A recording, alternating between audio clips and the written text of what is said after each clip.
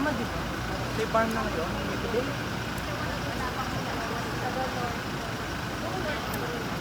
Okay na yung ban na kami. For attending our call, my name is Manuel Sanchez de Nogues, and I am the Deputy Chief Observer of the European Union Election Observation Mission to the Philippines. I am an European Union citizen from Spain. The government of the Philippines and the Commission on Elections invited the European Union to observe the national, midterm, and local elections to take place on the 12th of May 2025. In response to that invitation, the EU deployed for the first time an EU election observation mission to the Philippines. The mission started its activities at the end of March with a team of 11 experts, that are based all in here in Manila. Today, we are deploying 72 long-term observers that will be traveling in teams of 2 to the different regions of the country. We will deploy 36 teams of 2 observers in all regions of the country. What you will see here today is a representation of those 36. 26 teams are already traveling to their regions by air, and these teams that you see here, these 10 teams, will be traveling by road to their final destinations in the country. But the EU deployment continues next month. On election week, we'll be joined by 100 short-term observers, a delegation of the European Parliament, and also EU member states accredited diplomats that will join our efforts to observe the election. In total, the mission will be composed on election day of more than 200 election observers.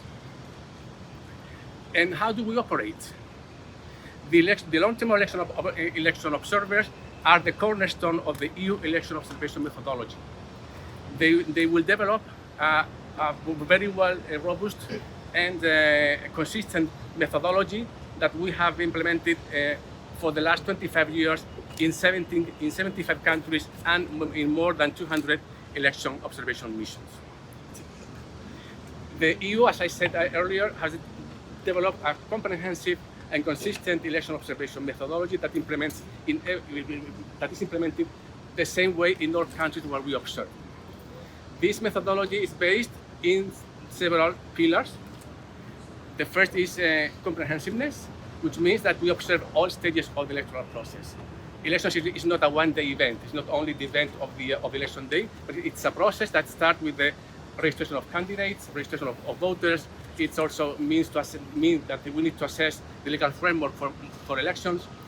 We also observe the campaign finance, the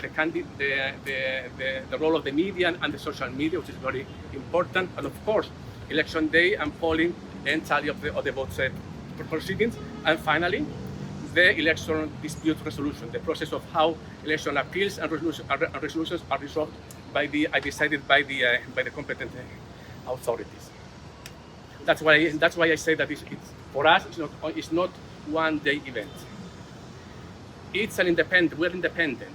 It means that we abide by the international declaration of principles on election observation that was endorsed in the United Nations in 2005, and also we abide by the laws of the country, by the laws of the Philippines, and we assess elections against, of course, the laws of the country and against international principles for democratic elections and political participation that were signed by the country, by the host country, in this regard. As I said, it's also consistent. It's also independent. We don't interfere in the process. It means that we don't assess the process until the process is finished. And for us, the process is somehow completed. For us, we will not make any assessment of the process until 2 days after the elections. That means on the 14th of May, where we will present publicly a statement of preliminary findings and conclusions, where we'll have our observations until that moment. During that, before that moment, you will see that we will have visibility activity, that we are transparent. We'll show how do we work. You will see our observers in the field. You will see them in our social media, and you will be and you will see them working in the field, but they will not make, and we will not make any assessment of the process until the 14th of May.